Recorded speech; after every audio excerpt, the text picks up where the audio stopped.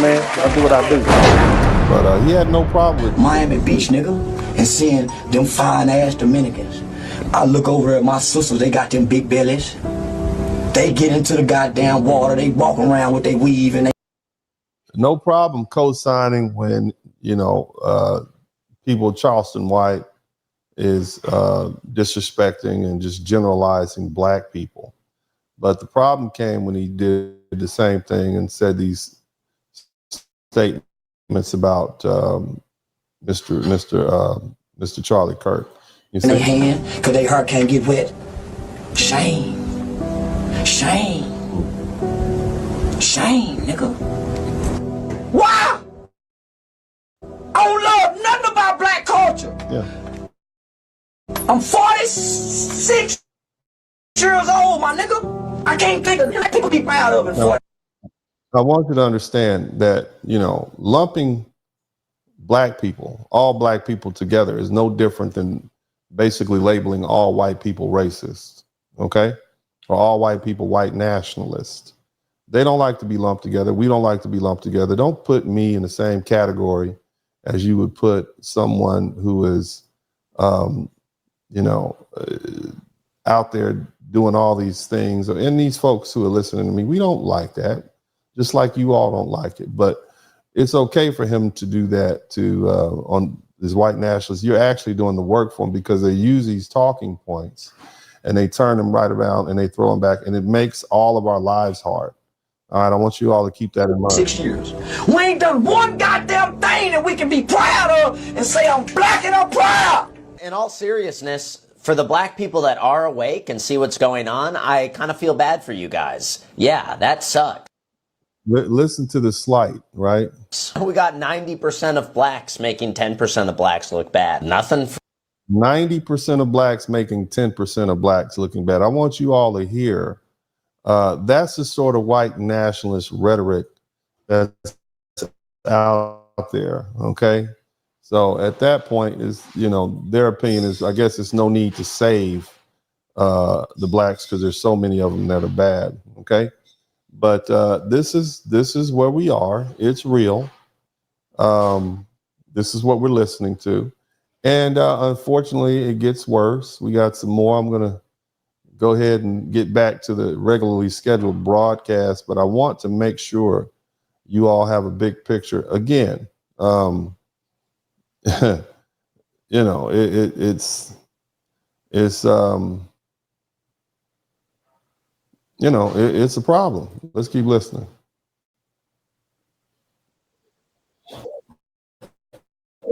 After you. For example, there's a problem at the register and they say, oh, it's no problem. Really, please, I get it. We all have those kinds of days. If black people are known for behaving like that, a black person would walk into a restaurant and they would be seated right away. Oh, please, a table just opened up. If they're really good tippers, you know, if they're really good at tipping and tip large amounts and said, thank you. And see, if Karen, as though there were no Karens that and whatnot that don't exist.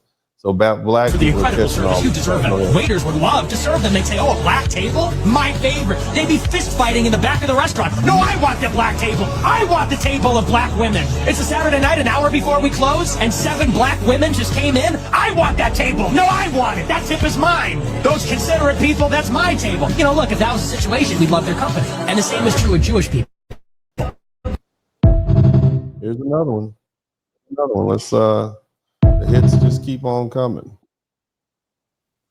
These African Americans, their average IQ is about 85. They'll shoot you for no reason. They'll mug you. They'll take your phone. But you are not ready for real Africans, because real Africans on average have an IQ of 65. I want you to keep in mind, this young man has appeared on, I believe his name is Nick Fuentes, and he's actually appeared on another YouTube part. Well, I guess when it was YouTube, it's called Fresh and Fit. And those two gentlemen, one of them is, I believe, East African, and the other is from the Caribbean. And they allowed this man to appear on their broadcast. Different animal altogether. No pun intended. Totally. This is a different kind of person we're talking about. You think it's bad when they're running after you, they're going to kick the shit out of you, steal your iPhone, your AirPods. These people are going to chase you down because they think you have gold nuggets inside your head. And they're going to crack your skull open with crude stone tools to get it. That's a different ball game. They're going to be throwing spears at your neck, at your throat, bow and arrow. And they're cannibals. They will eat your organs. They will literally gut you like a fish. No, I just spoke recently about this, the book called The Delectable Negro, and it talks about how literally consumed the bodies of black people after they were hung. They literally cut them up publicly. And this gentleman is talking about cannibalism, and he's actually referring to Africans in Africa. And I'm sure there's some Africans who are listening to this, but this is what they think about you. Okay. And, but there's a whole history of white people here in America, recent history, eating black people. I'm just saying, the book's called The Delectable Negro. Check out the broadcast that I did the other day. But let's continue. And eat your internal organs. You thought it was bad holding a gun sideways to your head? Hey, give me your money, bitch. This is advanced darkness. This is Heart of Darkness. This is the jungle drum. This is the fertility goddess of chaos. They're literally going to eat your balls. They're going to cut your fucking nuts off and eat them. Yeah. So this is the rhetoric. And this is what is being fed to the American public, white people. And you have to understand, okay, these people literally consider themselves believers in Christ. They are white nationalists, this is Jesus. They believe in Jesus, these folks. And Christian nationalists walk around. And I pull this because this is another man actually speaking about what's going on in the white nationalist part. I appreciate. Just look at this. Christian nationalists walk around with a mouthful of scripture and a heart full of hate. Don't tell me what you believe. Show me how you treat other people, and I'll tell you what you believe. Right. Jesus didn't tell us to love our churches. He didn't tell us to love our doctrines and our creeds. He didn't even tell us to love our scriptures. He told us to love our neighbors. And there was no exception to that commandment. Love thy neighbor, regardless of race, class, gender, sexual orientation, or immigration status. One of my favorite theologians, Barbara Brown Taylor, once wrote, "The only clear line I draw these days is this. When my religion tries to come between me and my neighbor, I will choose my neighbor. Jesus never commanded me to love my religion." You know what's interesting? Not once in the entire Bible does Jesus ask us to worship him. All he asks is that we follow him. Love like he loved. Love the outcast. Welcome the stranger. Feed the hungry. Heal the sick. Free the oppressed. As the hymn says, they will know we are Christians by our love. We have to get back to that. Mm-hmm. Yeah. So, these people really believe that they're on the side of God and God is with them, ... XYZ. Now, here's the thing. The other day I put this broadcast up and I referred to Charlie Kirk's, unfortunate, untimely demise as gang violence. And I specifically referred to it as white gang violence. I want you to listen to this as a refresher.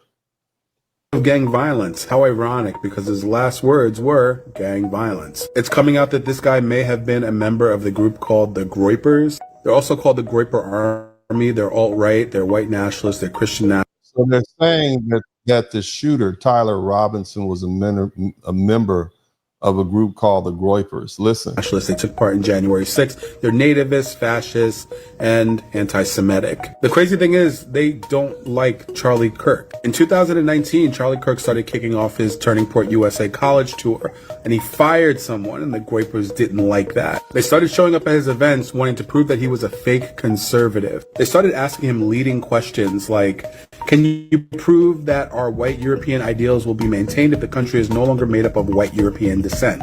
Turning Point USA, the organization that he was the executive director of, started calling them white nationalists, which says a lot coming from him. And people online are saying that this guy was a member of that organization. There's even believed that Charlie Kirk was kind of scared of them because keep listening. You guys are listening. when he would show up at certain events and he knew that they were there in large numbers, he wouldn't do Q&As, to which they would boo him.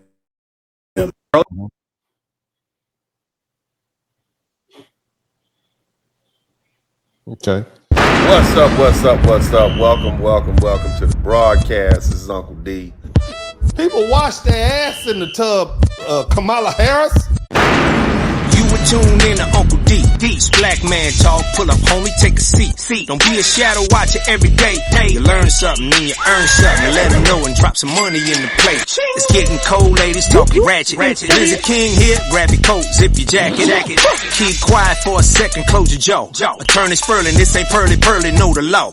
Talking Constitution, pushing pins when he shooting, give him that. Masculinity, just for the record, sprinkle that. You can keep your cat, gotta cut it. Only cat he rubbing, gotta love it. I call it Molly Buddy. Gotta vote your interest, voting earns. Presidential, this is for the money that I earn.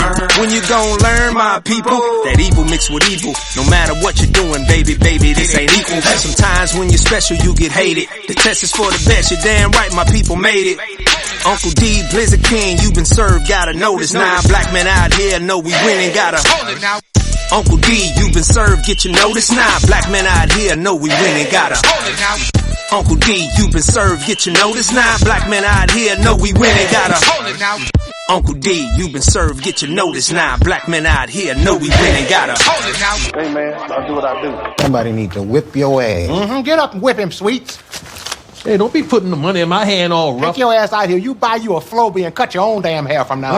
DennisSpurling podcast, click your mouse pad. Yeah, we out back. Hit the like, hit subscribe. Don't just hate watch, cause we outside. Let them hate watch, go and play pop. We just lay back. He don't play that. We on playback. We on playback. We go way back.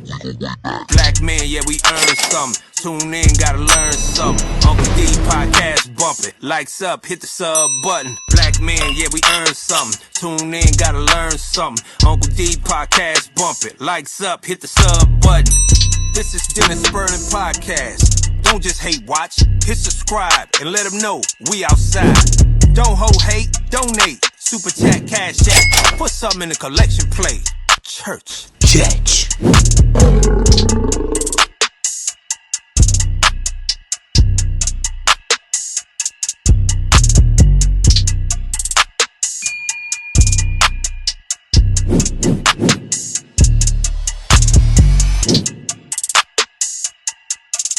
I want y'all to make sure y'all hit the #1 button. And we're going to kind of get back to what we like to do over here, man. I need y'all to check in at a certain point when it's time to check in. I need to check in to checking in to start happening again.